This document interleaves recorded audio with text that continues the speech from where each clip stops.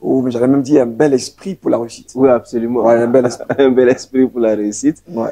En fait, nous nous efforçons depuis un moment de dire aux gens que l'homme est conduit par son esprit.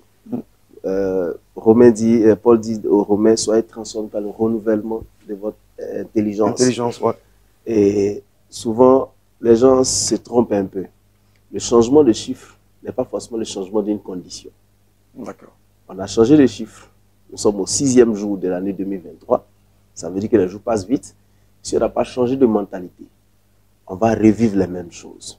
Yes. Nous voulons exhorter les gens à comprendre que en 2022, peut-être ils étaient accrochés aux bonnes paroles, mais avec un mauvais esprit, avec une mauvaise orientation. Parce que les gens s'attendaient à ce qu'un ange vienne du ciel pour leur donner une mallette bourrée d'argent et tout ça, parce que bon, ils sont enfants de Dieu. C'est vrai que nous sommes enfants de Dieu, mais la Bible n'est pas remplie que de messages sur notre identité. La Bible aussi est remplie de messages sur nos capacités, ce que nous devons faire pour pouvoir réussir.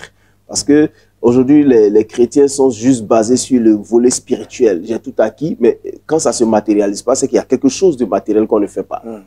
Donc, il faut que les gens se réveillent et qu'ils se disent, je dois travailler. La Bible dit un peu croiser les mains et un peu somnoler, la pauvreté te surprendra. Ça veut dire que la pauvreté est un esprit qui se promène, qui rôde et qui surprend ceux qui sont surprenables. Dit ça comme ça. Effectivement. Voilà. Donc, il faut que les gens comprennent que ce n'est pas parce qu'un pasteur a dit tu seras béni, tu seras ceci, tu seras cela, que la bénédiction va se matérialiser. Ce sont des annonces, ce sont souvent des souhaits même.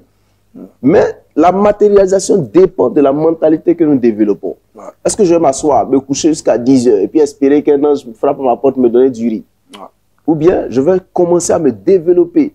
Proverbe 22, verset 29. Quand tu vois un homme habile dans son ouvrage, il n'est pas assis avec les gens obscurs, il est assis avec les grands. Les chrétiens doivent comprendre qu'ils doivent se développer. Sur les plateformes intellectuelles, quelquefois, on a du mal à trouver des chrétiens. Bon, peut-être des personnes qui n'affichent pas vraiment ou qui n'assument pas la chrétienté. Absolument. Quelquefois même, mais pourquoi on a peur d'assumer? Il faut qu'on assume pour qu'on sache que les chrétiens sont intellectuels. Parce que quelquefois, les gens d'en face se disent, oh, ceux-là, c'est la prière seulement qu'ils connaissent. Mais il faut que, moi, je sais qu'il y a des chrétiens diplomates. Il y a des chrétiens qui sont dans les hauts lieux. Mais quelquefois, comme tu le dis, ça s'affiche pas. Et ceux qui sont en face ici, qui ont reçu des messages de liens héréditaires, hôtel de famille, et ceci et cela, oublie que Colossiens 1 dit, Colossiens 1 verset 12, il dit, rendons grâce à Dieu qui nous a rendus capables d'être héritiers, pour paraphraser, et puis qui nous a sortis du monde des ténèbres pour nous conduire à la lumière. On ne peut pas être à la lumière et avoir encore dans notre esprit cette surcharge de je suis coincé, je suis possédé, je suis dominé, tout ça. On peut jamais s'en sortir si on veut se focaliser juste dans le combat. Souvent, j'ai dit ici, le Seigneur ne nous appelle pas à combattre les ténèbres, il nous appelle à briller. Et pour briller, il faut être connecté à lui. Donc, premièrement, en 2023, il faut qu'on soit connecté à lui. Comme une ampoule connectée à la source ne fera que briller. Mais il faut on brille et qu'on se réveille. On a besoin de travailler. On a besoin d'être meilleur dans tout ce que nous faisons. C'est avec cet esprit, c'est avec ce bel esprit qu'on pourra posséder. Parce que c'est pas, aujourd'hui, les versets bibliques sont devenus juste des récitals d'école où on dit, le Seigneur m'a dit, il ne serait pas à la queue, mais il sera à la tête. Mais la Bible dit, si tu es habile dans ton ouvrage, c'est là que tu seras à la tête.